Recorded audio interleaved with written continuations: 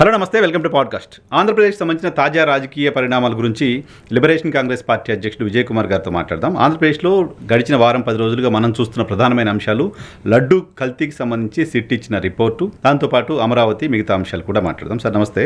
నమస్తే. First latest burning ఏంటంటే లడ్డు పైన సిట్ రిపోర్ట్ చూసిన తర్వాత, నేను పూర్తిగా ఇంకా చదవలేదు, బట్ మేజర్ ఫైండింగ్స్ చూసా. మీకేమనిపించింది ఆ ఫైండింగ్స్ చూసిన తర్వాత? ఇప్పుడు వాళ్ళ రిపోర్ట్ని వాళ్ళు తారుమారు చేయలేని పరిస్థితుల్లోకి వచ్చారు. అంటే ఒక కంకాక్టెడ్ స్టోరీ బిల్డ్ చేద్దామని ట్రై చేశారు.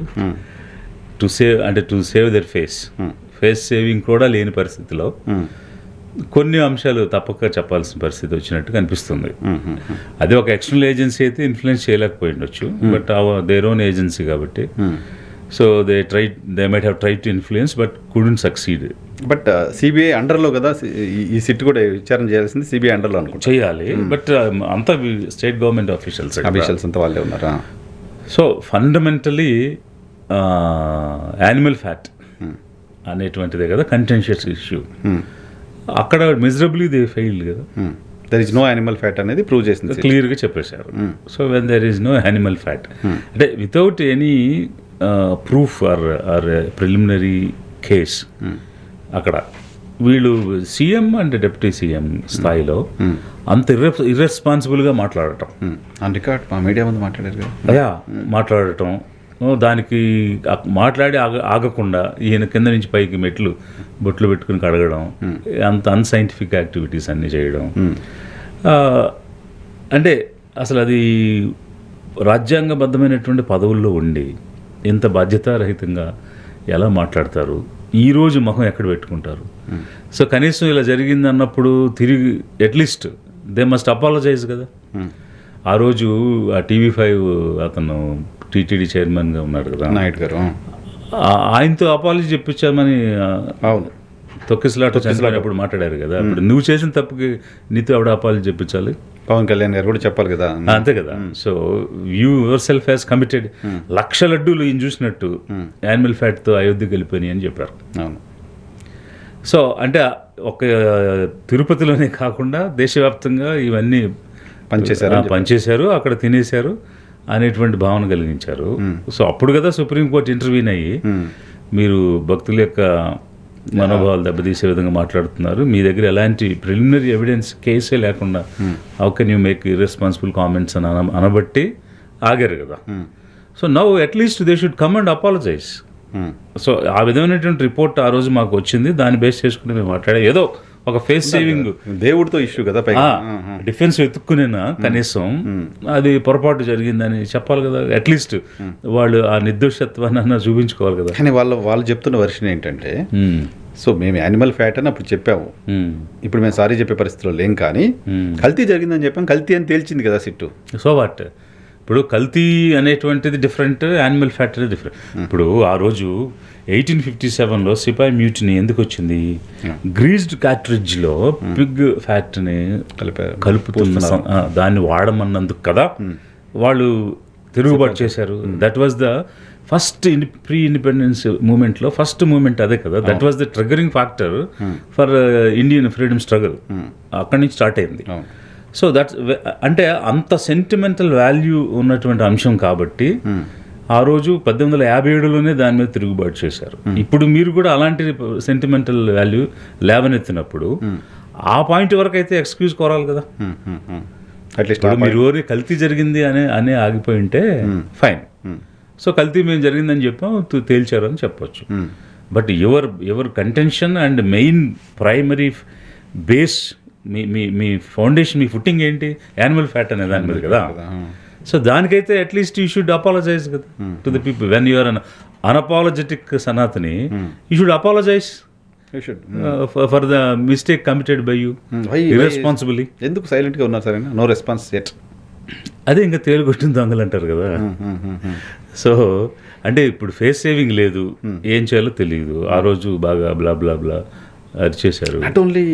నాట్ ఓన్లీ చంద్రబాబు నాయుడు గారు, ఉప ముఖ్యమంత్రి గారు, బ్యూరోక్రసీలో ఉన్నవాళ్ళు, టీటీడీ ఈఓగా ఉన్నవాళ్ళు, అధికారులు లేదు మేము అప్పుడు చెప్పిన తప్పు ఏదో కలిసింది అని ఆన్ రికార్డ్ మీడియా ముందు మాట్లాడారు.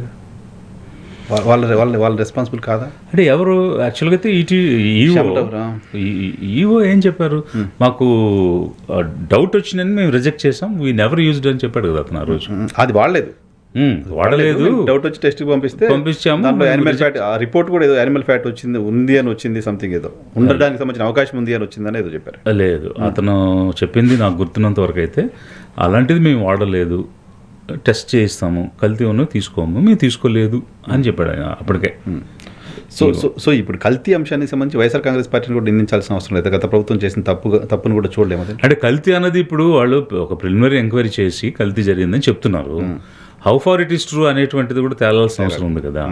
సపోజ్ అది జరిగి ఉంటే వాళ్ళందరికీ కూడా దే విల్ చార్జ్ షీట్, ఎవరెవరైతే ఇన్వాల్వ్ అయినారో వాళ్ళందరూ ఎక్స్ప్లెనేషన్ అడుగుతారు. అడిగినప్పుడు వాళ్ళ వివరణ వాళ్ళు ఇస్తారు, ఏం జరిగిందని తెలుస్తుంది. అంటే అదర్ వర్షన్ వస్తుంది. Second side when you get 2 versions then you can make a judgment. One సైడెడ్గా జడ్జ్మెంట్ చేయలేం మనం. It is only charge sheet కదా. Yes, it is only a preliminary report what they found from their angle. But other side ఏంటనేది తెలియదు కదా. But for any enquiry or for any kind of proceedings we should hear both sides, then only can pass a judgement. So me observation ఏంటో political పార్టీగా ఈ లడ్డూకి సంబంధించిన విషయంలో ప్రభుత్వానికి చెడ్డ పేరు వచ్చిందా? భయంకరమైన చెడ్డ పేరు కొని తెచ్చుకున్నారు వీళ్ళు, మేదేసుకున్నారు, ఎత్తుకుని వేసుకున్నారు పైకి, వాళ్ళకి వాళ్ళే ఎత్తుకుని నెత్తి మీద నుంచి వేసుకున్నారు. మన ఎత్తున మనమే దుమ్ము పోసుకోవడం అంటే అదే ఆ పదం నాకు రాలేదు. అది చేసుకుని కనీసం దాని నుంచి బయటపడే ప్రయత్నం కూడా చేయడం లేదు. ఎంతో కొంత నిజాయితీ ప్రదర్శించవచ్చు కదా. ఇప్పుడు 40 years ఇండస్ట్రీ సీఎం గారైనా, 45 ఓకే వారైనా, లేకపోతే డిప్యూటీ చీఫ్ మినిస్టర్ గారైనా, ఆ రోజు అప్పుడు మాకున్న సమాచారం ప్రకారంగా మేము మాట్లాడాము. బట్ ఎంక్వైరీలో తేలింది, ఒకవేళ పొరపాటు జరుగుంటే వీఆర్ సారీ అని చెప్పొచ్చు కదా. What they are losing. ఎవరైనా ధైర్యవంతులైతే ఇక్కడ ఒకటి సిన్సియారిటీ కావాలి, 2 కరేజ్ కావాలి. ఈ 2 ఉన్నవాడు అపాలజీ కోరుతాడు. ఈ సిన్సియర్ కానివాడు పిరికివాడైతే అపాలజీ కోరడు. సో వీళ్ళకి ఏమాత్రం ధైర్యం ఉన్నా, వీళ్ళు ఏమాత్రం నిజాయితీ ఉన్నా, ప్లీజ్ అపాలజైజ్, ప్రజల నుంచి క్షమాపణ కోరండి. మీరు బాధ్యతారహితంగా ఇచ్చినటువంటి స్టేట్మెంట్స్కి, తప్పుదోవ పట్టించినందుకు, రాష్ట్రాన్ని దేశాన్ని తప్పుదోవ పట్టించినందుకు, భక్తుల్ని ప్రధానంగా తప్పుదోవ పట్టించి వాళ్ళ మనోభావాలు దెబ్బతీయటమే కాకుండా, అంటే మానసికంగా అయ్యో మేము ఇలా జరిగి అంటే ఇప్పుడు బయట తీయలేరు కదా, అయిపోయింది సెంటిమెంటల్గా మేము పొరపాటు చేసామా అంటే. ఇప్పుడు ఒక నిష్ట ప్రకారం కొంతమంది చేస్తూ ఉంటారు, ఫాస్టింగ్ చేస్తూ ఉంటారు, కొన్ని రోజులు కొన్ని అంశాలు తినరు, అది బ్రేక్ అయిందంటే చాలా ఫీల్ అవుతారు కదా. సో అలాగే కదా ఇది కూడా. సో క్రిమినల్ యాక్టివిటీగా చూడలేమా ముఖ్యమంత్రి ఉప ముఖ్యమంత్రి చేసిన పని? It's a kind of crime అంటే it's violation of oath. Okay, violation of oath. Okay, అంటే ఎలా అంటే వాళ్ళు ఏదైతే రాగద్వేషాలకు అతీతంగా అంతఃకరణ శుద్ధితో పనిచేస్తామని మాకు తెలియవచ్చిన సమాచారం తప్పని పరిస్థితులు అయితే తప్ప మేము ఎక్కడ బహిరంగ చెప్పమని ఏ ప్రమాణం అయితే చేశారో అదైతే పూర్తిగా వైలేట్ చేశారు. They have violated the oath. వాళ్ళు తీసుకున్న ప్రమాణాన్ని అయితే అతిక్రమించారు, ఆ విషయంలో తప్పు చేశారు. దాని మీద డెఫినెట్గా సూ చేయాలంటే చేయొచ్చు. ఇంట్రెస్టింగ్. ఓకే, సరే, దానికి సంబంధించి జనాలు మాట్లాడుకుంటున్నారు, లడ్డూకి సంబంధించి అనవసరంగా దాన్ని రచ్చ చేశారు, దేవుడిని బజార్లో తీసుకొచ్చారు రాజకీయం కోసం అనే చర్చ ఉంది.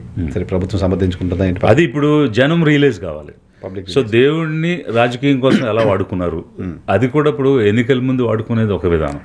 ఎన్నికలు అయిపోయి పొజిషన్లో కూర్చున్న తర్వాత అనవసరంగా ఇప్పుడు అది రిజెక్ట్ చేయబడ్డారు ప్రజలు, ఈ పార్టీ వద్దని పంపించారు. ఇంకా ఎంతకాలం నువ్వు చంపుతావు, కొడతావు, దానికి కూడా ఒక హద్దు అనేది ఉంటుంది కదా. ఏంటి సార్, ఏం ఆలోచన చేస్తుంటారు? అది మైలేజ్, పొలిటికల్ మైలేజ్ అనుకున్నారు. ఎలక్షన్ అయిపోయిన తర్వాత 6 నెలలకి తీసుకొచ్చి అంటే ఎలాగా ఇప్పుడు జగన్మోహన్ రెడ్డి అనే మీరు ఒకసారి గుర్తు చేసుకోండి, 2014లో రాష్ట్రం విడిపోయి తను చీఫ్ మినిస్టర్ అయినప్పుడు నాగార్జున యూనివర్సిటీ ఎదురుగా ప్రమాణ స్వీకార కార్యక్రమం పెట్టాడు. ఆ రోజు 14 నుంచి 19 వరకు నీకు ఇచ్చిన మ్యాండేట్లో ఈ 5 సంవత్సరాలు ఏం చేస్తామని చెప్పకుండా 19లో ఎలా గెలవాలనేది మాట్లాడాడు అతను ఫస్ట్ రోజే. సో అంటే ఇతనికి ఇలా ఉంటుందన్నమాట, అత్యాశ, ఆ గ్రీడినెస్, అధికారం అంటే అలా ఉంటుంది. సో అందువల్ల ఇక ఇప్పుడు 24 గెలిచేసాం, ఇక 29 ఎలా గెలవాలనే దానికి ఇక అసలు లేవకూడదు, మనకు పోటీ ఉండకూడదు అన్న దానికి ఇప్పటి నుంచే పావులు కదపాలి, సో మేజర్ సెక్షన్ కి జగన్మోహన్ రెడ్డి పేరు వ్యతిరేకత రావాలి సెంటిమెంట్ ని అనేది క్రియేట్ చేసేద్దాం, భలే అవకాశం దొరికింది అని అనుకున్నారు వాళ్ళు. అంటే కనీసం మినిమంగా వెరిఫై చేయకుండా చిన్న వీడియో చేయాలంటే మనం 100 రకాలుగా ఆలోచించిన డేటా, ఆథెంటిసిటీ, క్రాస్ చెకింగ్ అన్ని చేసి ఏదైనా ఉంటే మాట్లాడతాం పబ్లిక్లో మాట్లాడేటప్పుడు. వాళ్ళకి ఇన్స్టిట్యూషనల్స్ బ్యాకప్ ఉంది. అప్పుడు బీయింగ్ ఏ సీఎం ఒకసారి పొజిషన్లోకి వచ్చారు కాబట్టి ఇప్పుడు మనం బయట ఉన్న వాళ్ళం అన్ని వెతుక్కోవాలి, బట్ వాళ్ళకి ఇన్స్టిట్యూషనల్ బ్యాకప్ ఉంటుంది. ఏది అడిగితే నిమిషాలు దొరుకుతుంది, ఇచ్చిన దాన్ని క్రాస్ చెక్ చేసుకుని మాట్లాడవచ్చు.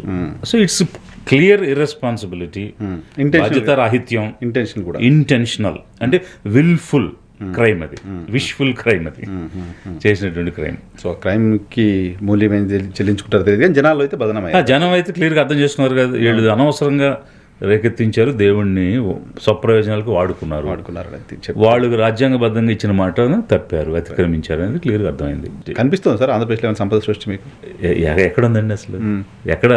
అమరావతిలో ఆకాశ హార్మోన్లు లేస్తున్నాయి, రెడీ అవుతున్నాయి, వర్క్స్ అవుతున్నాయి స్పీడ్గా, కనపట్లేదా అమరావతిలో? అదేదో సర్వరోగ నివారణ అనేది అంటారు కదా పదం, జిందా తిరిస్మాత్ అని ఉంటుంది.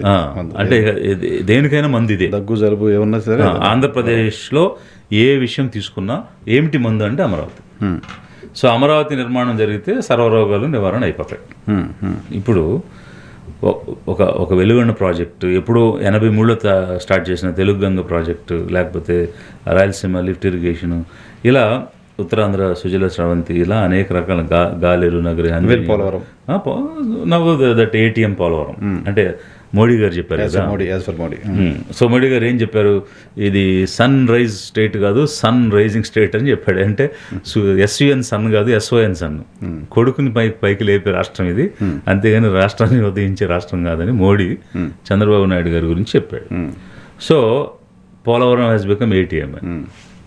ఆ విధంగానే కనిపిస్తున్నాయి తప్ప, అంటే వీళ్ళు లక్షల కోట్లు అప్పులు తెచ్చి అక్కడ గోతులో పోస్తున్నారు. ఇక్కడ అమరావతి అనేటువంటి చోట గోతి అంటారండి సార్ అది. మరి అదే గ్రోత్ ఇంజిన్ ఆంధ్రప్రదేశ్ రాష్ట్రానికి అమరావతి అవుతుందంటే గోతి అంటారంటే మీరు.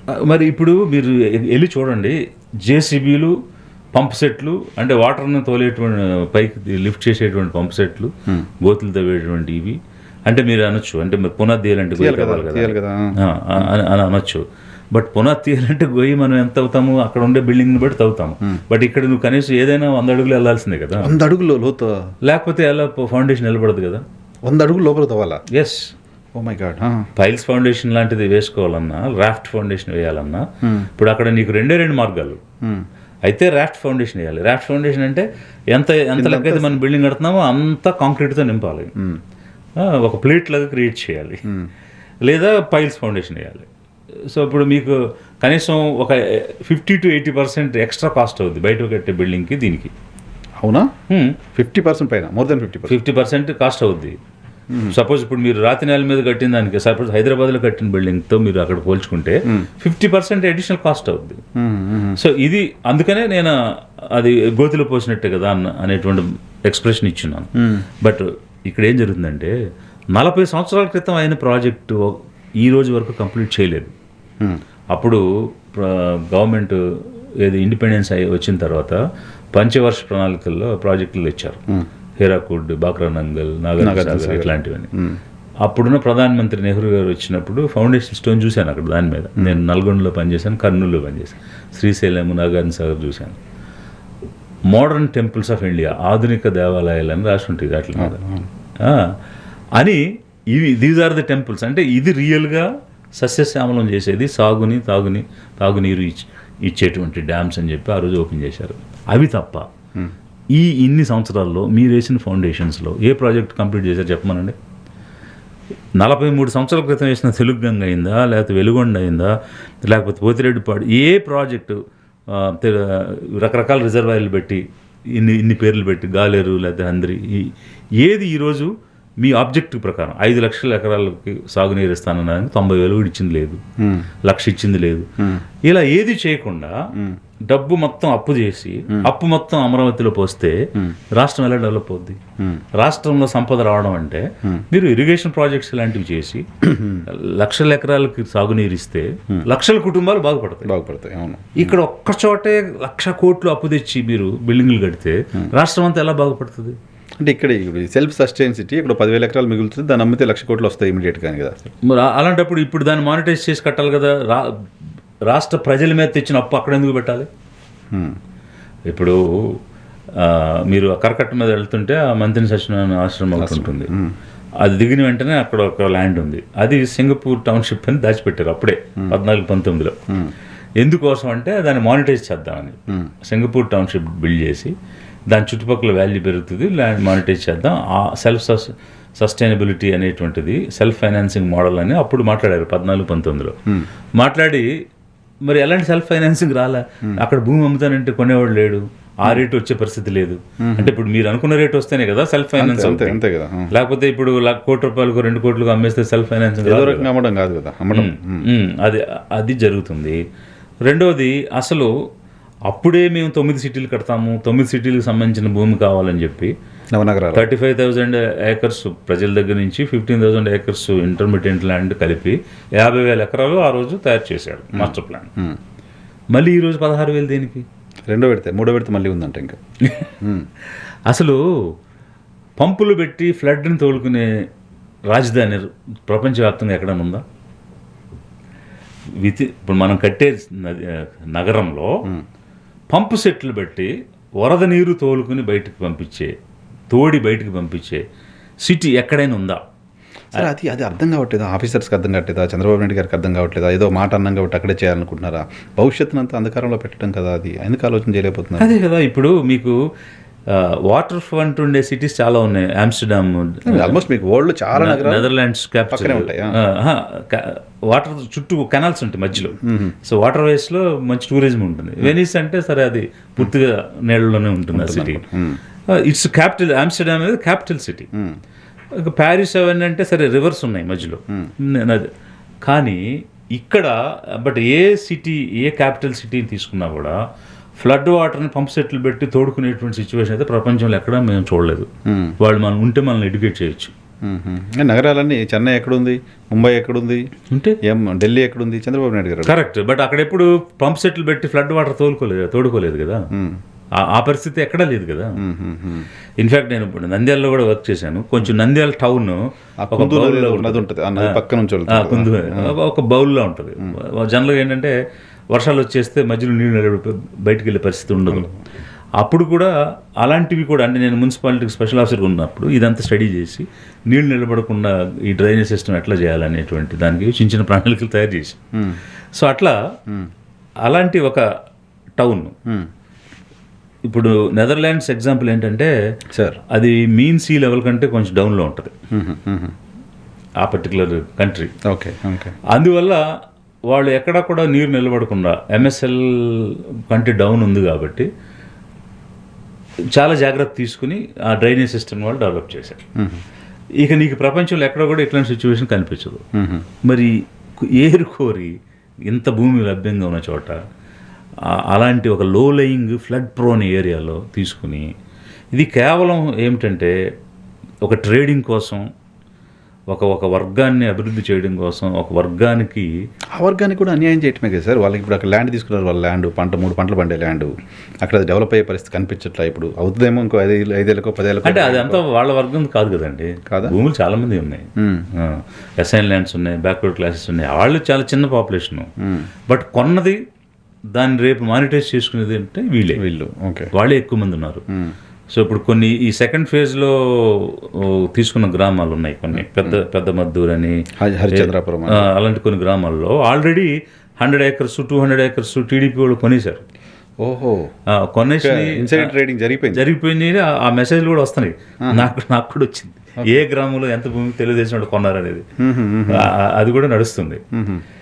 సో ఇదంతా రాష్ట్రం మీద శ్రద్ధ ఉండేవాళ్ళు, ప్రజల మీద శ్రద్ధ ఉండేవాళ్ళు, అభివృద్ధి చేద్దాం అనుకునేవాళ్ళు చేసే పనులు కాదు. అమరావతి ఇష్యూ నడుస్తున్నప్పుడు భారతీయ జనతా పార్టీతో మేము పొత్తు కిందకి వెళ్తున్నాం అంటే గ్రోత్ ఇంజిన్, 2 రాష్ట్రాలు 2 ఇంజిన్స్, సో మనం 2 కలిసి ఉంటేనే అమరావతి పూర్తి చేసుకోగలం, పోలవరం కట్టగలం, ఇవన్నీ అప్పుడు మాట్లాడారు. ఇప్పుడు కేంద్ర ప్రభుత్వం ఇప్పుడు ఒక ఇంజిన్ ఆగిపోయింది, ఒక ఇంజినే పని చేస్తుంది అనుకో. ఏ ఇంజిన్ అయిపోయింది? ఏ ఇంజిన్ అంటే అసలు సెంటర్ నుంచి వచ్చే ఇంజిన్ ఏముంది? వాళ్ళు కావాల్సిన అప్పులు తెచ్చుకోవడం తప్ప నిధులు ఎక్కడ వస్తున్నాయి, గ్రాంట్స్ ఎక్కడ వస్తున్నాయి? డెవలప్మెంట్కి ఇప్పుడు పోలవరంకి ఎందుకు గ్రాంట్స్ రావట్లేదు? వాల్తేరు జోన్, విశాఖపట్నం జోన్కి సంబంధించి అందులో రాయగడ లైన్ ఎందుకు తీసేశారు? ఇప్పుడు మనకి ఇన్కమ్ వచ్చేటువంటి లైన్ వెళ్ళిపోతుంటే కిరండల్ రాయగఢ్ డివిజన్లోకి కిరండల్ లైన్ కలిపేశారు. ఎందుకు? ఇప్పుడు మనకు ఇన్కమ్ వచ్చేటువంటి లైన్ ఉండాలి కదా. ఆ రోజు కూడా అదే కంటెన్షన్ వచ్చి ఆగింది. అప్పుడు ఇప్పుడు సైలెంట్గా ఆర్డర్ ఇచ్చేశారు. మరి ఇప్పుడు మీరు డబుల్ ఇంజిన్ అయితే ఇక్కడ ఎక్కడ ప్రమాదం వచ్చిందో, ఎక్కడ ఆపద వచ్చిందో వెంటనే చెప్పి దాని నుంచి బయటపడేయాలి కదా రాష్ట్రాన్ని. ఆ లైన్ పోతే మీరేం మాట్లాడలేదు. ఇప్పుడు కడప ఉక్ ఫ్యాక్టరీ పెట్టకపోతే మాట్లాడలేదు, దుగ్గరాజపట్నం పోర్ట్ పెట్టకపోతే మాట్లాడలేదు. అసలు స్పెషల్ కేటగిరీ స్టేటస్ పక్కన పెట్టండి. ప్యాకేజ్ అన్నారు, ప్యాకేజ్ లేదు. బుందేల్ఖండ్ అన్నారు, ఆ ప్యాకేజ్ లేరు. మీరున్నప్పుడే 14-19 వీళ్ళున్నప్పుడే ఈ బుందేల్ఖండ్ ప్యాకేజ్ కింద 30,000 కోట్లు కావాలని అడిగారు. అడిగితే వాళ్ళు 350 ఇస్తాం సంవత్సరానికి అన్నారు. 7 జిల్లాలు, రాయలసీమ 4, ఉత్తరాంధ్ర 3, ఒక్కొక్క జిల్లాకి 50. 5 సంవత్సరాలకి 550 చొప్పున ఇస్తాము, 1750 ఇస్తామని చెప్పారు. ఆ డబ్బులు ఇవ్వలేదు ఇంతవరకు. మొదటి ఇచ్చారు, ఒక రెండు ఇన్స్టాల్మెంట్స్ అట్లా ఇచ్చున్నారు. ఆ తర్వాత యూసీలు ఇవ్వండి అన్నారు, ఇవ్వలేదు, అక్కడితో ఆగిపోయింది. మిగిలిన ఇన్స్టాల్మెంట్స్ రాలేదు. సో ఆ ప్యాకేజీలు రావడం లేదు, స్పెషల్ కేటగిరీ స్టేటస్ లేదు, ప్రాజెక్ట్స్కి సంబంధించిన నిధులు రిలీజ్ కావడం లేదు, స్టీల్ ప్లాంట్ ప్రైవేటీకరణ ఆగడం లేదు. ఎక్కడుంది డబుల్ ఇంజిన్? 2 ఇంజిన్లు ఉంటే రాష్ట్రం పరిగెత్తాలి కదా అభివృద్ధి. అమరావతికి అన్ని రకాలుగా కుంటిపడిపోతుంది కదా. మీరు రాష్ట్రంలో ఎక్కడ చూసినా భయంకరమైనటువంటి గోతులు గొప్పులతో ఉన్న రోడ్లే. అవునా? మేము అసలు ట్రావెల్ చేయలేకపోతున్నాం చాలా. అంటే ఇప్పుడు ఎవరైనా వస్తే మీ దేశంలో స్ప్రింగ్ రోడ్స్ ఉంటాయా అంటారేమో వాళ్ళు. ఎందుకంటే స్ప్రింగ్ ఊగినట్టు ఊగుతూ ఉంటుంది వెహికల్ మనం ట్రావెల్ చేస్తూ ఉంటే. సో ఆ రకమైన పరిస్థితిలో రాష్ట్రంలో రోడ్లు దయనీయంగా ఉన్నాయి. సంపద ఎక్కడుంది? కనీసం ప్రాజెక్ట్స్ అయి ఉంటే కొంత సంపద వచ్చి ఉండేది. వాటి మీద అసలు దృష్టి పెట్టి ఇప్పుడు ఇది మామూలుగా మనకు అప్పుడు ప్రత్యేక హోదా ఇవ్వను అని చెప్పినప్పుడు దానికి ఈక్వల్గా ఉండే ప్యాకేజ్ అన్నారు. ప్యాకేజ్ కాకపోయినా కొత్త రాష్ట్రం విడిపోయింది కాబట్టి ప్రతి స్పెషల్ స్టాటస్ ఇవ్వలేనప్పుడు కొన్ని ఇన్సెంటివ్స్ ఇవ్వచ్చు కదా. కంపెనీస్కి మేము 99 పైసలకి ఇస్తామని అడుక్కునే పరిస్థితి ఎందుకు వస్తుంది? కేంద్ర ప్రభుత్వం ఇన్సెంటివ్స్ ఇస్తే ఆంధ్రప్రదేశ్లో పెట్టుబడి పెడితే ఇన్సెంటివ్ వస్తుంది అని కంపెనీస్ ఇక్కడ రావడానికి సంబంధించిన అవకాశం ఉంటుంది కదా. దానికోసం ఎందుకు అసలు ప్రయత్నం కూడా చేయాలి? Exactly. So that's the way to attract. Bowl పట్టుకొని అడుక్కు జరగడం కాదు కదా. ఇప్పుడు ఏవైతే ఇన్సెంటివ్స్ మనం ప్రకటిస్తామో న్యాచురల్గా వాళ్ళే వస్తారు కదా. So that will be an attracting factor. అలాంటివి ఏమి జరగడం లేదు. దానికి మేము గుజరాత్లో 99 పైసలకు ఇచ్చారు కాబట్టి మేము 99 పైసలకు ఇచ్చామని ఫార్చ్యూన్ లోకేష్ గారు మాట్లాడింది అర్థం లేకుండా ఉంది. ఫార్చ్యూన్ 500 కంపెనీస్కి ఇస్తా అన్నారు. ఉర్సా ఫార్చ్యూన్ 500 అదే కదా. ఉర్సా ఉల్ఫాలు ఏం ఫార్చ్యూన్ కాదు కదా. అలా లేని కూడా ఇచ్చేసారు కదా. ఇది క్లియర్గా క్విట్ ప్రోకో అండి. అదైతే ఎస్టాబ్లిష్ కావాలి. We have to time it out. తర్వాత మీరు ఆల్మోస్ట్ చంద్రబాబు నాయుడు గారు ముఖ్యమంత్రి అయినప్పటి నుంచి మీరు సర్వీస్లో యాక్టివ్గా పనిచేస్తూ వచ్చారు. ఎంతో సుదీర్ఘకాలం పనిచేశారు ముఖ్యమంత్రి. చంద్రబాబు నాయుడు గారే మొదలుపెట్టి చంద్రబాబు నాయుడు గారే పూర్తి చేసిన ఇరిగేషన్ ప్రాజెక్ట్ ఏమైనా రాష్ట్రంలో ఉందా? నేను ఇప్పుడు ఇందాక అదే మీకు చెప్పింది. చంద్రబాబు నాయుడు గారే కాదండి బాబు, ఈ రాష్ట్రంలో కన్సీవ్ చేసిన ప్రాజెక్ట్స్, ఇప్పుడు ఎన్టీ రామారావు ఉన్నప్పుడు కన్సీవ్ చేసినటువంటి ప్రాజెక్ట్స్ కొన్ని ఉన్నాయి. ఇప్పుడు ఈ తెలుగు గంగ ప్రాజెక్టు కానీ, తర్వాత వచ్చిన గాలేరు నగరి, హంద్రీనివా, సుజలా స్రవంతి, ఇట్లాంటి అనేకమైన ప్రాజెక్ట్స్, పోతిరెడ్డిపాడు హెడ్ రెగ్యులేటర్, తర్వాత దెన్ వెలుగొండ టన్నెల్స్. నేను వెలుగొండ అయితే నేను పర్సనల్గా కూడా చూశాను. నేను ఆల్మోస్ట్ చాలా ప్రాజెక్ట్స్ పర్సనల్గా వెళ్ళి చూశాను. సో ఇవన్నీ చాలా హై ఆబ్జెక్టివ్తో కన్సీవ్ అయినాయి, చాలా ఐడియలిస్టిక్గా తయారు చేశారు. అవి అయితే డెఫినెట్గా ఇప్పటికే ఒక 25 లక్షల ఎకరాలు సాగులో వచ్చుండేవి. సో ఇప్పుడు ఎగ్జాంపుల్ తెలుగు గంగ తీసుకుందామండి. 5 లక్షలు ఎంతో అన్నారు, ఇప్పుడు 90,000 ఇచ్చినట్టున్నారు అంతే. ఎప్పటి తెలుగు గంగ సార్ 43 సంవత్సరాలు అయింది, ఇంతవరకు పూర్తి కాలేదండి. సో ఇంకేం చెప్పాలి? ఇప్పుడు ఫౌండేషన్, ఇప్పుడు ఎవరైనా 14 సంవత్సరాలు ముఖ్యమంత్రిగా ఉంటే అప్పుడు ఫౌండేషన్ వేసి ఇనాగ్రేట్ చేసే అవకాశం వారికి దక్కుద్ది. అదొక అదృష్టం. అలాంటి అదృష్టాన్ని కూడా ఈయన వాడుకోలేదు. ఎందుకనంటే ఎక్కడ వేసింది అక్కడ వదిలేయటమే. 2020 విజన్ అన్నారు. విజన్ 2020 ఏమైంది ఈరోజు? సో ఇప్పుడు 2020కి కూడా ఉన్నావు కదా నువ్వు. ఇప్పుడు 47 అంటున్నారు ఇప్పుడు. అదే అందుకే ఇప్పుడు 2020 విజన్ అని చెప్పినప్పుడు 95-96లో చెప్పినప్పుడు ఏమైంది ఆ విజన్? నేను ఇచ్చిన విజన్ ఏమైనా రియలైజ్ అయిందా? అందులో పెట్టిన ఆబ్జెక్టివ్స్ ఒక్కటన్నా ఫుల్ఫిల్ అయిందా అని ఎప్పుడు సమీక్ష చేయలేదు. ఎందుకు 2020 నేను పెట్టిన విజన్ వల్లే హైదరాబాద్ డెవలప్ అయిందని చెప్తున్నారు కదా. నేను అప్పుడు పెట్టిన విజన్ వల్లే తర్వాత రాజశేఖర రెడ్డి, కేసీఆర్ వాళ్ళంతా కంటిన్యూ చేశారు కాబట్టి హైదరాబాద్ డెవలప్ అయింది. Hyderabad development is a part of my vision అని చెప్తున్నారు. అంటే ఇప్పుడు మైక్రోసాఫ్ట్ ఆయన డెవలప్ చేశారు, గూగుల్ ఆయన డెవలప్ చేశారు, లేకపోతే యాపిల్ కంప్యూటర్స్ ఆయన కనిపెట్టారని చెప్పుకోవాలి మనం. సో అది ఇప్పుడు ఆయన 2020 విజన్లో చూపించమనండి, ఆయన ఏం చెప్తున్నాడు అది చూపించమనండి.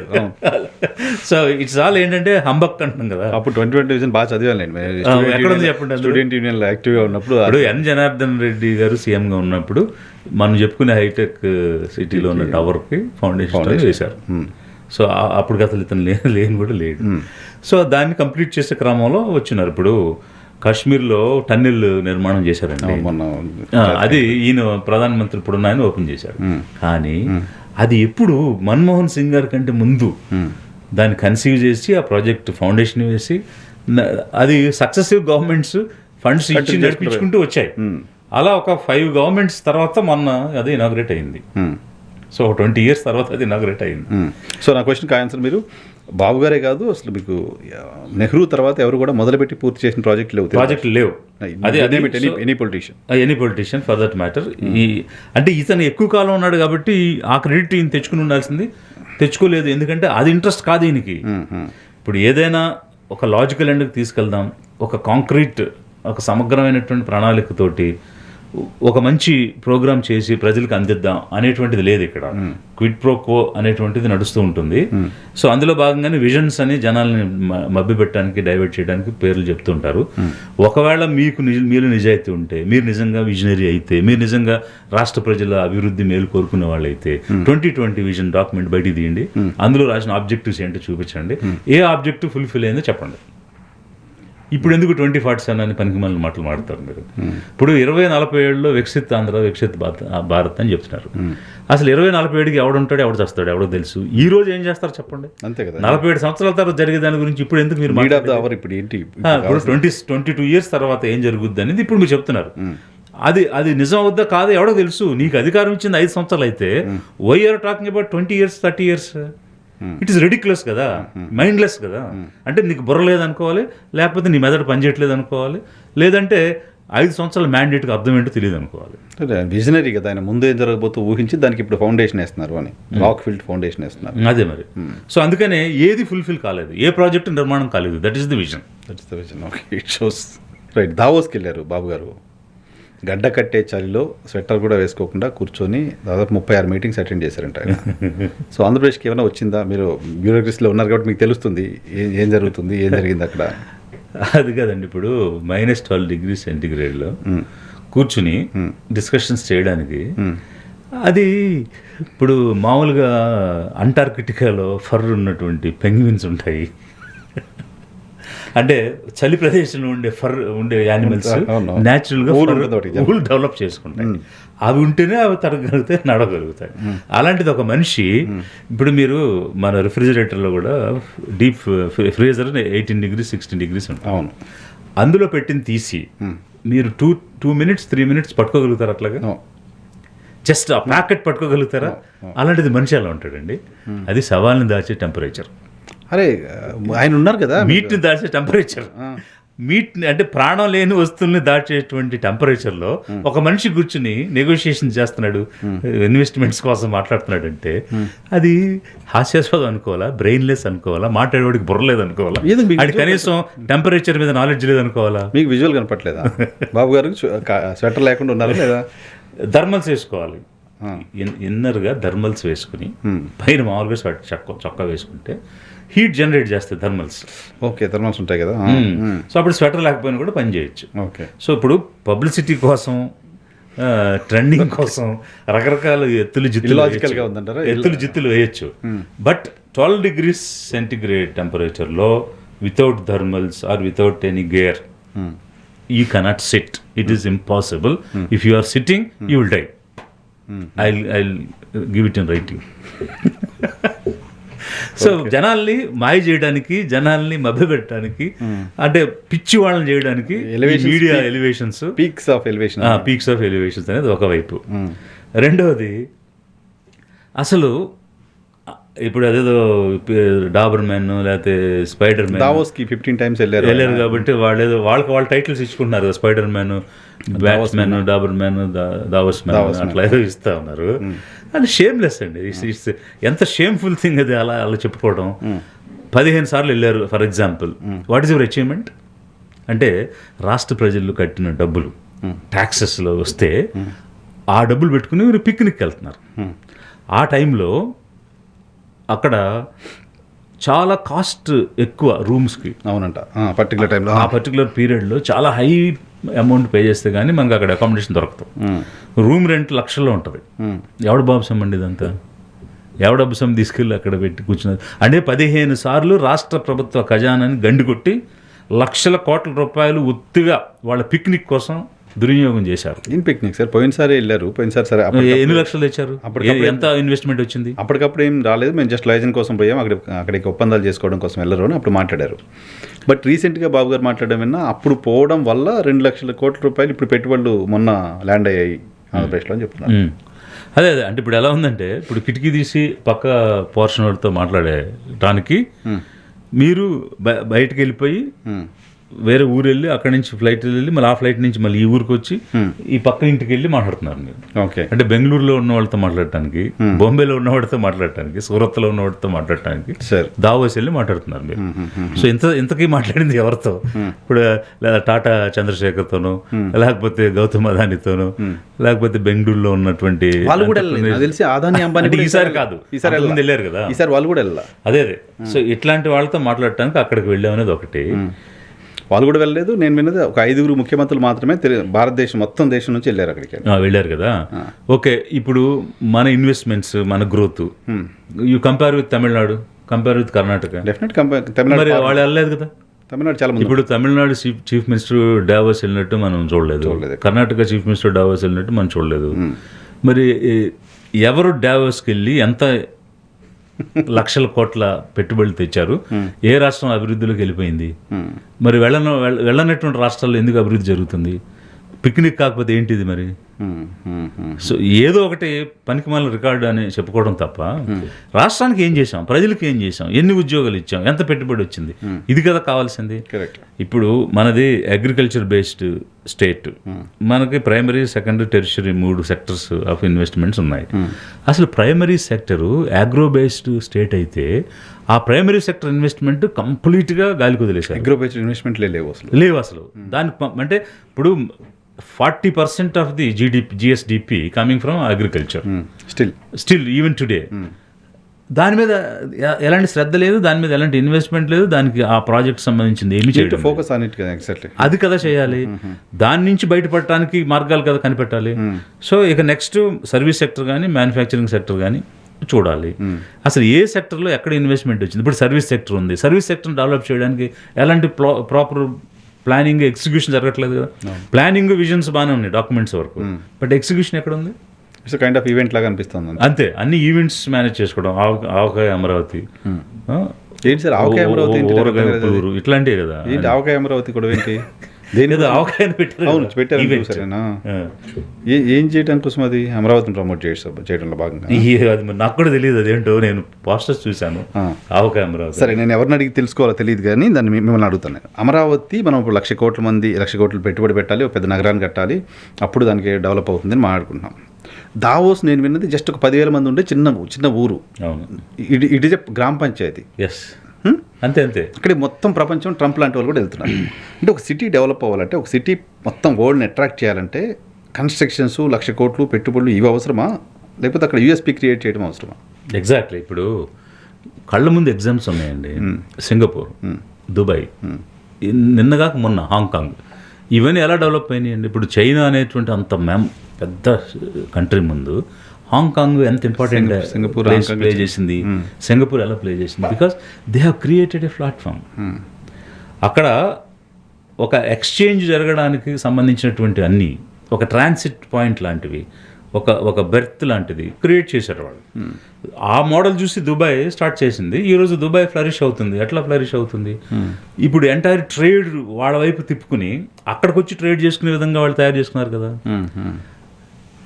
ఏ సిటీ తీసుకున్నా మొత్తం వరల్డ్ ట్రేడ్ అంతా అక్కడే జరుగుతుంది. జరిగేటట్టు చేసుకున్నారు. సో ఇప్పుడు అది విజన్ అంటే, అంతేగాని మనుషులు లేని మున్సిపాలిటీలో లక్షల కోట్లు పెట్టడం విజన్ కాదు కదా.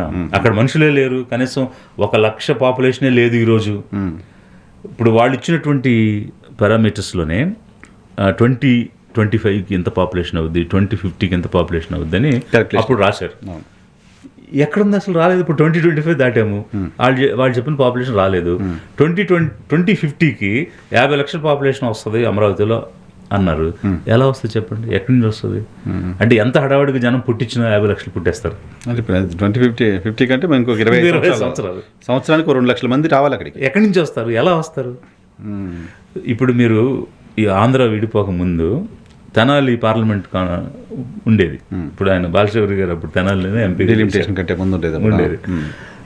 డీలిమిటేషన్లో తెనాలి వెళ్ళిపోయి ఇక్కడ మల్కాజ్గిరి వచ్చింది. ఎందుకు వెళ్ళిపోయింది? ఎందుకంటే మైగ్రేషన్ అయ్యింది కాబట్టి. హైదరాబాద్ సైడ్ ఎక్కువ మైగ్రేషన్ అయింది, విశాఖపట్నం సైడ్ ఎక్కువ మైగ్రేషన్ అయింది. అందువల్ల విశాఖపట్నంలో కాన్స్టిట్యున్సీలు పెరిగాయి, అత్యధికంగా హైదరాబాద్లో పెరిగాయి, నెక్స్ట్ విశాఖపట్నంలో పెరిగాయి. Because people have migrated. ఇక్కడ 50 లక్షల మంది మైగ్రేట్ అయ్యి వచ్చేస్తారా ఈ అమరావతిలో? ఇంపాసిబుల్ కదా, అంత షార్ట్. ఒకటి ఇంపాసిబుల్, 2 కామన్ మ్యాన్కి అసలు మీ సిటీస్ లేవు కదండి. మీరు చెప్పిన 9 సిటీస్లో కామన్ మ్యాన్ నివసించే సిటీస్ ఏం లేవు, పేదవాళ్ళు నివసించే సిటీస్ ఏం లేవు. సో పేదలు లేనప్పుడు, సర్వీస్ సెక్టర్లో పనిచేసే కామన్ పీపుల్ లేనప్పుడు, మిడిల్ క్లాస్ లేనప్పుడు గ్రోత్ ఎలా ఉంటుంది, పాపులేషన్ ఎలా వస్తుంది? దీస్ ఆర్ ఆల్ ఇది విజన్ అని చెప్పాలి. అంటే ఇల్లాజికల్గా మాట్లాడటం విజన్, ఏది జరగదో అది చెప్పడం విజన్, ఏమి చేయలేమో అది చెప్పడం విజన్. చెప్పి నమ్మించగలగడం గొప్పతనం వాళ్ళది. అన్నిటికీ మించి వాళ్ళ అనుకూల మీడియాని, అంటే వాళ్ళ మీడియా ద్వారా జనాల్ని మోసం చేయడం గొప్ప విషయం. ఓకే, చివరిగా పాలిటిక్స్ మాట్లాడదాం. చాలా సీరియస్ అకాడమిక్ సబ్జెక్ట్ మాట్లాడాం మనం ఈరోజు. అన్నీ ఏంటి ఆంధ్రప్రదేశ్ పాలిటిక్స్ ఎలా ఉన్నాయి? మీరు ఏదో చెప్పారు 27లో లోకేష్ సీఎం అని. 27 ఉగాదికి 27 ఉగాదికి అని చెప్పారు. సో నా దగ్గర ఏదో స్కూప్ ఉంది, నేను ఇప్పుడు చెప్పలేను, రేపు ఎప్పుడు వీడియో చేసి చెప్తాను దానికి సంబంధించి. మీ అబ్జర్వేషన్ ఏంటి పొలిటికల్గా? జరగదేనా మీ ఉద్దేశం? అది కాదు, దానికి సంబంధించి ఇంకా వేరే డెవలప్మెంట్ ఉంది. ఆయన అక్కడికి వెళ్తే ఈయన ఏం చేయాలని దానిపైన వేరే ఇన్ఫర్మేషన్ ఉంది. ఓకే. అదే వీళ్ళ బేరాలు అయితే వీళ్ళు చేసుకుంటారు కదా. కాకపోతే వీళ్ళు రాష్ట్రాన్ని తాకట్టు పెడుతున్నారు దేనికోసం? వాళ్ళ సప్రయోజనాల కోసం. వాళ్ళ సప్రయోజనాల్లో అంటే ఇప్పుడు యుద్ధంలో మన బలమే కాదు, ఎదుటివాడి బలాన్ని బలహీనం చేయాలనేది ఉంటుంది కదా. సో ఎదుటి వాళ్ళ బలాలను బలహీనం చేసే కార్యక్రమం మీద ఎక్కువ శ్రద్ధ పెడుతున్నారు వీళ్ళు. ఓకే. సో అందులో భాగంగా ఎవరిని ఎదగనీయకుండా, వాళ్ళని ఎదుగుతూ ఉంటే ఒకవైపు మోరల్గా, ఇంకోవైపు ఆర్థికంగా దెబ్బతీసే విధంగా చేసే పనులు చేస్తున్నారు. సో ఈ నీతులన్నీ పాటిస్తూ వీళ్ళే నిరంతరంగా కొనసాగాలనేటువంటి ఆలోచన అయితే ఒకటి చేస్తున్నారు. అది సాగదు. మీ అబ్జర్వేషన్ ఏంటి సార్? మొన్న విజయసాయి రెడ్డి గారు ఒక స్టేట్మెంట్ ఇచ్చారు, కూటమి కలిసి ఉంటే మళ్ళీ ఆంధ్రప్రదేశ్లో వైఎస్ఆర్ కాంగ్రెస్ పార్టీ గెలిచే పరిస్థితి ఉండదు, కూటమి మళ్ళీ పవర్లోకి వస్తుందని ఒక పర్సెప్షన్ ఆయన చెప్పారు. What is your observation about that? ఏముంది, ఇప్పుడు లాస్ట్ టైం వాళ్ళు కలిసి ఉండబట్టే కదా గెలిచారు. కలిసి ఉండకపోతే గెలవలేరు కదా, అది అందరికీ తెలిసిన విషయమే. బట్ ఆ విషయాన్ని ఆయన ఇంకొకసారి స్పష్టంగా చెప్తూ ఉన్నారు. సో నువ్వు కూటమిని విడదీస్తే నీకు గెలిచే అవకాశం ఉంటుందని ఆయన ఇంకో ఇండైరెక్ట్గా చెప్తున్నాడు. అంటే ఈ 2 ఏళ్ల పాలన చూసిన తర్వాత, 18 నెలల పాలన చూసిన తర్వాత కలిసి ఉంటే ఈ పాలనతో కూడా గెలిచే పరిస్థితి ఉంటుందా?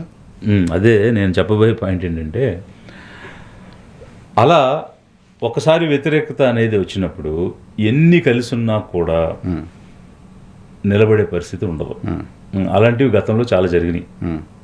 అన్ని పార్టీలు కలిసి కూటమిగా ఉండి పోటీ చేసి కూడా ఓడిపోయినటువంటి పరిస్థితులు జరిగాయి. 18లో తెలంగాణలో, 2009లో ఉమ్మడి రాష్ట్రంలో ఎగ్జాక్ట్లీ. సో కాబట్టి ఎంత కలిసి ఉన్నా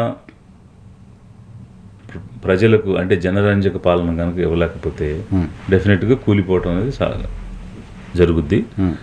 మేమైతే చూస్తున్నాము రాజకీయంగా వీళ్ళు ఎలాంటి మార్కులు సాధించలేకపోతున్నారు. గవర్నెన్స్లో కానీ, సంపద సృష్టిలో కానీ, ప్రజలను సంతృప్తిపరచడంలో కానీ పూర్తిగా విఫలమవుతుంది ప్రభుత్వం. అది క్లియర్గా కనిపిస్తుంది. కాకపోతే ఏంటంటే ఓపెన్గా ఆ వ్యతిరేకత అనేటువంటిది బయటపడట్లేదు, మాట్లాడట్లేదు. ఇంకా టైం ఉంది కదా చూద్దాం అనేటువంటి దానిలో వెయిట్ చేస్తున్నారు జనం. బట్ సీడ్ అయితే పడిపోయింది. వీళ్ళు తప్పులు చేస్తున్నారు, సక్రమంగా చేయడం లేదు, సర్వరోగ నివారణ అమరావతి తప్ప వేరేది పట్టించుకోవట్లేదు. ఎవరికి ఏ రకమైనటువంటి ఉపాధి దొరకడం లేదు, ఉద్యోగాలు దొరకడం లేదు. భయంకరంగా యూత్లో భయంకరమైన అన్రెస్ట్ ఉంది. వాళ్ళందరినీ మత్తుకి దింపేశారు. అవునా? సో మత్తులో ముంచేస్తున్నారు. ఇక్కడ వీళ్ళు చాలా కన్వీనియంట్గా ఆలోచిస్తున్నారు. గవర్నమెంట్ ఎట్లా ఆలోచిస్తున్నారంటే, ఒకవైపు భయంకరంగా తాగడం వల్ల, అంటే సేల్స్ జరగడం వల్ల ఆదాయం వస్తుంది. రెండోది ఏమవుతుందంటే, యూత్ ఈ మద్యపానంలోనూ ఎక్కువ మంది ఏబుల్ బాడీడ్ పర్సన్స్ మత్తులో ఉండడం వల్ల, especially backward communities, BC, SC, ST, minorities, వీళ్ళు తిరిగి ప్రశ్నించడం కానీ ఏం కోల్పోతున్నామో గ్రహించే పరిస్థితిలో కానీ రావడం లేదు. అది చాలా కన్వీనియంట్గా ఉంది వాళ్ళకి. They are not vigilant. ఆ విజిలెన్స్ అనేది లేదు అన్న సిచ్యువేషన్ వీళ్ళకి చాలా హ్యాపీగా కన్వీనియంట్గా ఉంది. దీన్ని ఎలాగే కొనసాగించాలి, ఏరులై పారించాలి. అతను ఏం మాట్లాడాడండి చీఫ్ మినిస్టర్, నాణ్యమైన మద్యం ఇస్తానంటాడు. ఏంటి ఎలక్షన్ ప్రామిసే కదా అది, నాణ్యమైన మద్యం తక్కువ ధరకు ఇస్తాను, ఎలక్షన్ ప్రామిస్ అది. కరెక్ట్. 99 పైసలకైనా 99 రూపాయలకైనా ఒకటి పెట్టాడు. అది ఒక్కటే తక్కువ ధరకు ఇచ్చేది, మిగిలింది ఏది తక్కువ ధర కాదు. మిగిలినవన్నీ కూడా భయంకరమైనటువంటి ప్రైసెస్ ఉన్నాయి. మీకు బెంగళూరు, హైదరాబాద్తో పోల్చుకుంటే హయ్యర్ ప్రైసెస్ కానీ సేమ్ ప్రైసెస్ కానీ తప్ప తక్కువ అయితే లేదు. అది పోతే మద్యపాన నిషేధం చేస్తామని వచ్చిన తెలుగుదేశం పార్టీ నుంచి వచ్చి ఇతను నేను నాణ్యమైన మద్యాన్ని ఇస్తానంటాడు. ఏంటండి అంటే కనీసం మినిమం కన్సర్న్ లేదు కదా ప్రజలంటే. కుటుంబాలు నిర్వీర్యం అయిపోతున్నాయి, నాశనం అయిపోతున్నాయి. ఈ మద్యపానం వల్ల అన్ని రకాల ఆరోగ్యం కోల్పోతున్నారు, అవకాశాలు కోల్పోతున్నారు. ఇలా అయిపోతే మన రాష్ట్ర ప్రజలు ఏమైపోతారు, వాళ్ళకు సంతతి ఏమైపోద్ది అనేటువంటి కన్సర్న్ ఏం లేదండి. పూర్తిగా నేను రాజకీయం చేస్తాను, రాజకీయంగా ఎదగాలి, నాకు పదవులు ఉండాలి, నా తర్వాత నా పిల్లవాడు, నా పిల్లడి తర్వాత ఇంకో పిల్లాడని ఏదో రాచరికంలో వంశపారంపర్యం అన్నట్టుగా ఆలోచిస్తున్నారే తప్ప ప్రజలు ఏమవుతారు, రేపటి తరం ఏమవుతుంది అనే కన్సర్న్, ఒక స్టేట్స్మెన్గా ఉండాల్సిన కన్సర్న్ ఏమాత్రం లేదు. వీళ్ళు మీడియాలో మాత్రం బాగా కొట్టేస్తున్నారు. సో వాళ్ళకున్నటువంటి మీడియా ఎంత దారుణంగా వ్యవహారం చేస్తుంది, ఎలా ప్రజల్ని తప్పుదోవ పట్టిస్తుంది, పిచ్చివాళ్ళని చేస్తుంది అనడానికి ఇది ఒక కేస్ స్టడీ. ఆంధ్రప్రదేశ్ ఒక కేస్ స్టడీ. చూడాలి, ఆంధ్రప్రదేశ్ ప్రజలు, ఆంధ్రప్రదేశ్ యువత ప్రధానంగా కాస్త విజిలెంట్గా మేల్కొని ఏం జరుగుతుందో చూసే పరిస్థితిలోకి వస్తే ప్రభుత్వాలు వాళ్ళ దగ్గరికి పెట్టుకుని పనిచేసే పరిస్థితి ఉంటుంది. ఆంధ్రప్రదేశ్ రాష్ట్రానికి వాళ్ళకు కూడా మేలు జరుగుతుంది.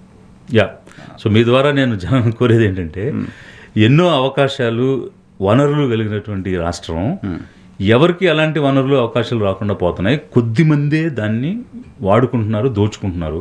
కాబట్టి అప్రమత్తం అవ్వండి ప్రజలారా, పేదలారా. అప్రమత్తం అయితే మనం కోల్పోని సాధించుకోవచ్చు. సో దానికి మన ఓటేసుకుని మనమే అధికారంలోకి రావాలి. అప్పుడు ఆ వనరులన్నీ, ఆ అవకాశాలన్నీ మనమే పొందొచ్చు.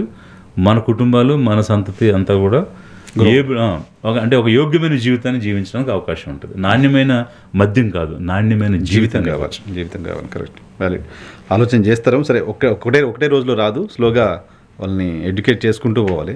ఒక పక్క వ్యాస్ట్ మీడియా నెగిటివ్ క్యాంపెయిన్ చేస్తుంటుంది, మంచి ఎక్కడో చిన్న సన్లైట్ లాగా కనిపిస్తుంటుంది. కొంచెం మీలాగా కొంచెం చూద్దాం, వాళ్ళకి ఆ స్ప్రెడ్ అవ్వాలి, వాళ్ళ దాకా రీచ్ అవ్వాలి అనుకో. బీమ్ అంతే కదా, అదే మీరు ఒక లేజర్ బీమ్ ఆ లేజర్ దాకా వాళ్ళ దాకా వెళ్తుంది డెఫినెట్గా. Thank you sir, thank you very much. ఇదే విజయ్ కుమార్ గారితో స్పెషల్ పాడ్కాస్ట్. చూస్తూనే ఉన్నాడు ఈ హెచ్డి.